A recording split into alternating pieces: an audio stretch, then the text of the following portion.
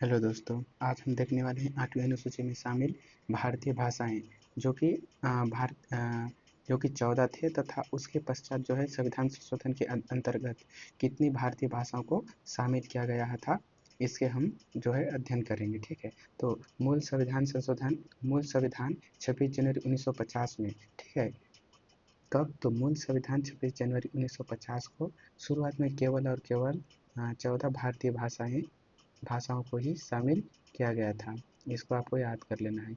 तो 26 जनवरी 1950 को यदि क्वेश्चन आता है कि 26 जनवरी 1950 से पूर्व 26 जनवरी 1950 तक जो है आपका भारत में कुल संविधान में कुल कितने भारतीय भाषाओं को शामिल किया गया था? तो कितने शामिल थे? ओनली 14 भारतीय भाषाओं को शामिल किया गया था, जिसमें से शामिल है, आइए हम देखते हैं जो है 14 भारतीय भाषाएं कौन कौन सी। तो हिंदी, संस्कृत, बंगला, ओडिया, उर्दू, मराठी, गुजराती, असमिया, पंजाबी, कश्मीरी, मलयालम, तमिल, तेलुगु और कन्नड़। दोस्तों ये आपको याद कर लेना है, जिसमें से इंग्लिश जो है आपका, इंग्लिश में भारतीय भाषा जो 8वीं अनुसूची में शामिल नहीं किया गया है। दोस्तों आपको हमेशा याद रखना है कि अपवाद है ये क्या है? अपवाद है। परंतु इसमें भी कुछ ऐसे हैं जो पुरस्कार दिए जाते हैं इंग्लिश भाषा में भी, लेकिन दोस्तों इसे भारतीय भाषा के अंतर्गत शामिल नहीं किया गया है। कौन सी अनुसूची? तो 8वीं अनुसूची, भारतीय संविधान की 8वीं अनुसूची में जो है आप इंग्लिश भाषा को शामिल नहीं किया गया है। आपको याद कर लेना है। जो है दोस्तों वर्तमान में कुल आपको पता है कि 22 भारतीय भाषाओं को मान्यता प्राप्त है, जिसमें से जो है आपका मूल संविधान में 14 भारतीय भाषाओं को तथा आगे जो है महत्वपूर्ण संविधान संशोधन के माध्यम से जो है अलग अलग भाषाओं को 8वीं अनुसूची में शामिल करने का प्रयास किया गया है, जिसके तहत देखिए 21वां संविधान संशोधन, 21वां संविधान संशोधन को सिंधी को शामिल किया गया था। कौन से? तो 21वां संविधान संशोधन अधिनियम के तहत जो है सिंधी भाषा को शामिल किया गया था। ये जो है आपका दोस्तों याद कर लेना है, 15वां क्रम का था। 15वां क्रम 15वां क्रम का था।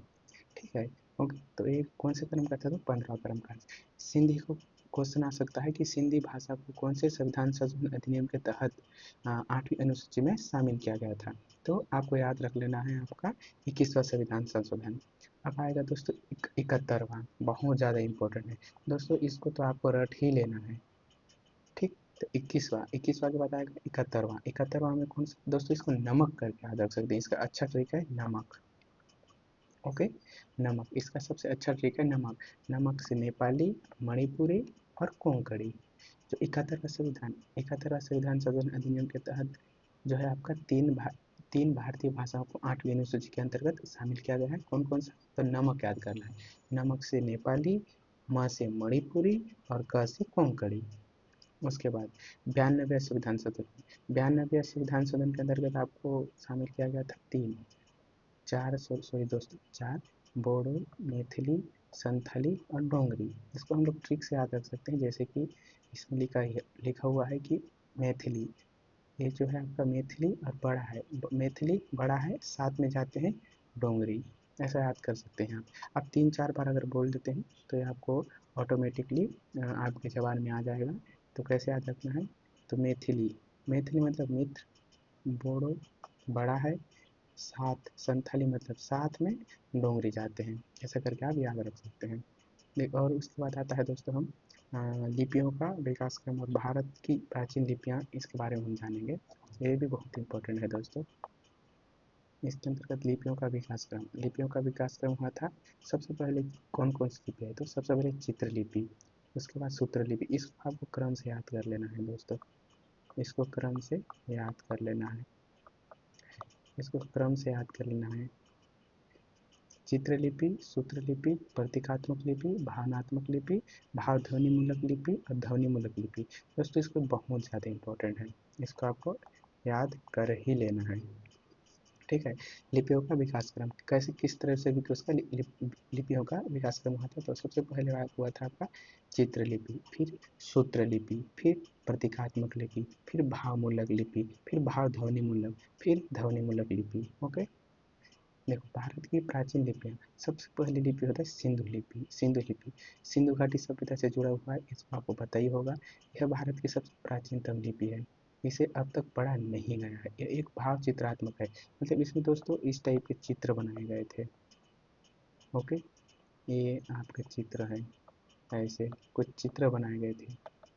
इसको जो है आज तक कभी भी पढ़ा नहीं गया है, ठीक है, ये आपको याद कर लेना है। सिंधु लिपि क्या है, तो सिंधु लिपि भारत की सबसे प्राचीनतम लिपि है दोस्तों। इसे डालने का मेरा मुख्य उद्देश्य था कि जो है आपका सिंधु लिपि सबसे प्राचीनतम लिपि है, इसीलिए भी। और ये भाव चित्रात्मक लिपि है और सिंधु घाटी सभ्यता से भी जुड़ता है, इसलिए भी इसे मैंने इसमें ऐड किया है दोस्तों। उसके बाद आता है हम लोग खरोष्ठी लिपि। इसका विकास भारत के उत्तर पश्चिम, तो इसका विकास कहाँ हुआ है दोस्तों। क्वेश्चन आ सकता है कि खरोष्ठी लिपि का विकास भारत के किस क्षेत्र में हुआ है, तो भारत के उत्तर पश्चिम क्षेत्र में इसका विकास पूछ सकता है दोस्तों। इसका विकास जो है आपका भारत के सबसे उत्तर पश्चिम दिशा में जो है इसका विकास हुआ है। यह लिपि जो है दोस्तों हमेशा याद रखना दोस्तों, ये दाएं से बाएं, राइट टू लेफ्ट लिखी जाती है। उदाहरण शाहबाजगढ़ी और मानसेहरा के लिए आपको बताना है दोस्तों, शाहबाजगढ़ी और मानसेहरा किस स्थान पर हैं, या कोई देश में है या फिर कोई राज्य में आते हैं, ये आपको बताना है। खरोष्ठी लिपि कब से, कहाँ से, कैसे, किस टाइप से लिखा जाता है, तो दाएं से बाएं लिखी जाती है। फिर आता है दोस्तों ब्राह्मी लिपि, इतिहास में पढ़ी जाने वाली पहली लिपि है, याद कर लेना है। क्या इतिहास में पढ़ी जाने वाली पहली लिपि दोस्तों। क्वेश्चन आ सकता है कि इतिहास में पढ़ी जाने वाली पहली लिपि कौन सी है, तो ब्राह्मी लिपि, क्योंकि ये देवताओं की लिपि है तो सबसे पहली लिपि होगी जिसे पढ़ी जाएगा, ठीक है। इसीलिए इसे भारतीय लिपि का प्रस्थान बिंदु, ये बहुत ही ज़्यादा इम्पोर्टेंट है दोस्तों। क्वेश्चन आ सकता है कि भारतीय लिपियों का प्रस्थान बिंदु किस लिपि को कहा जाता है, तो भारतीय लिपियों का प्रस्थान बिंदु जो है आपको ब्राह्मी लिपि को कहा जाता है, ये याद कर लेना है।